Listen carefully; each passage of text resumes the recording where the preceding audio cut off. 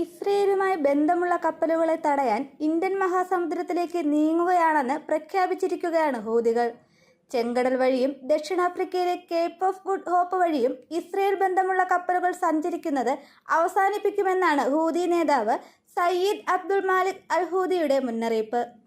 Palestine ജനതയ്ക്കുള്ള തങ്ങളുടെ പിന്തുണ ഇനിയും തുടരും. നവംബർ മുതൽ ഇസ്രയേൽ, അമേരിക്ക, UK എന്നിവയുമായി ബന്ധമുള്ള 102 കപ്പലുകളാണ് ലക്ഷ്യമിട്ടത്. 2 ദിവസം കൂടുമ്പോൾ ശരാശരി ഒരു കപ്പലെങ്കിലും ആക്രമണത്തിനിരയാകുന്നു. അറബിക്കടലിലെയും ചെങ്കടലിലെയും കപ്പൽ പാതകൾ സംരക്ഷിക്കാൻ ആരംഭിച്ച അമേരിക്കൻ ബ്രിട്ടീഷ് ദൗത്യം പരാജയപ്പെട്ടുവെന്നും അബ്ദുൽ മാലിക് അൽ ഹൂതി വ്യക്തമാക്കുകയുണ്ടായി. ഹൂതികളുടെ ആക്രമണം കാരണം ഇസ്രയേലിൽ നിന്നുള്ള കയറ്റുമതിയിൽ 22%വും ഇറക്കുമതിയിൽ 40%വും കുറവുണ്ടായിട്ടുണ്ട്. ഇസ്രയേലിലെ എയ്ലാത്ത് തുറമുഖം മാർച്ച് 21-ന് അടച്ചുപൂട്ടുകയും ചെയ്തു. 80% അമേരിക്കൻ കപ്പലുകൾക്കും ചെങ്കടൽ ഉപേക്ഷിക്കേണ്ടി വന്നു.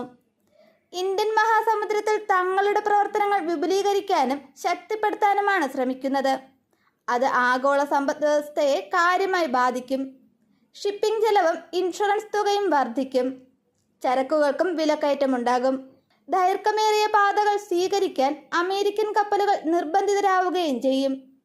നിലവിൽ പല അമേരിക്കൻ ഷിപ്പിംഗ് കമ്പനികൾക്കും ഇൻഷുറൻസ് തുകയായി ഏകദേശം $50 മില്യൺ ചിലവ് വരുന്നുണ്ട്.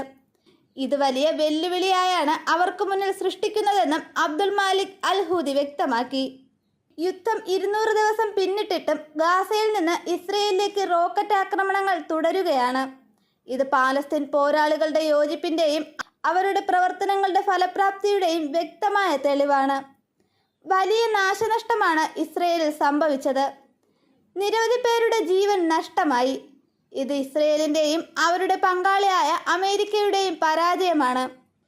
സയനിസ്റ്റ് കുടിയേറ്റക്കാരിൽ പകുതി പേരും ഇസ്രയേൽ വിട്ടുപോകാൻ ചിന്തിക്കുകയാണ്. അവരിൽ അസ്തിത്വ പ്രതിസന്ധി സൃഷ്ടിച്ചിരിക്കുന്നു. തങ്ങൾ വെറും അധിനിവേശക്കാരും ഭൂമി തട്ടിയെടുക്കുന്നവരുമാണെന്ന ചിന്ത അവരിൽ വളരുകയാണെന്നും അബ്ദുൽ മാലിക് അൽ ഹൂതി കൂട്ടിച്ചേർത്തു. ലെബനനിൽ നിന്നുള്ള ഹിസ്ബുള്ളയുടെ പ്രവർത്തനത്തെയും അദ്ദേഹം പ്രകീർത്തിക്കുകയുണ്ടായി. ഹിസ്ബുള്ള കൃത്യവും ലക്ഷ്യബോധത്തോടെയും ഇസ്രയേൽ എന്ന ശത്രുവിന്മേൽ സമ്മർദ്ദം ചെലുത്തുകയാണ്. ഹിസ്ബുള്ളയെ എങ്ങനെ നേരിടണമെന്ന് അറിയാതെ കുഴയുകയാണ് ഇസ്രയേൽ. വടക്കൻ അധിനിവേശ ഇസ്രയേലിൽ ലക്ഷക്കണക്കിന് പേർ താമസിക്കാൻ ഭയപ്പെടുന്നു. പാലസ്തീൻ ജനതയെ പിന്തുണയ്ക്കുന്ന ഹിസ്ബുള്ളയുടെ മഹത്തായ പ്രവർത്തനങ്ങളെ തടയാൻ ഇസ്രയേലിന് സാധിക്കുന്നില്ല. പാലസ്തീൻ ജനതയെ പിന്തുണയ്ക്കുന്ന പ്രസ്ഥാനങ്ങളും പ്രവർത്തനങ്ങളും ലോകമെമ്പാടും വർദ്ധിക്കുകയാണ്. അമേരിക്കയിൽ പ്രതിഷേധവുമായി തെരുവിലിറങ്ങുന്നവരെ അതിതീവ്രമായിട്ടാണ് സർക്കാർ നേരിടുന്നത്. അമേരിക്കൻ സർവകലാശാലകളിലെ പ്രതിഷേധങ്ങളോടുള്ള സർക്കാർ നടപടി ഒരിക്കലും അംഗീകരിക്കാനാവില്ല. എല്ലാ നിയമങ്ങളും അവിടെ ലംഘിക്കപ്പെടുന്നു. അമേരിക്ക അവരുടെ ജനാധിപത്യത്തെയും അഭിപ്രായ സ്വാതന്ത്ര്യത്തെയും കുറിച്ച് ഏറെ പുകഴ്ത്തുന്നവരാണ്. എന്നാൽ ഇപ്പോൾ അവർ നിയമങ്ങളെയോ ഭരണഘടനയെയോ മാനിക്കുന്നില്ല.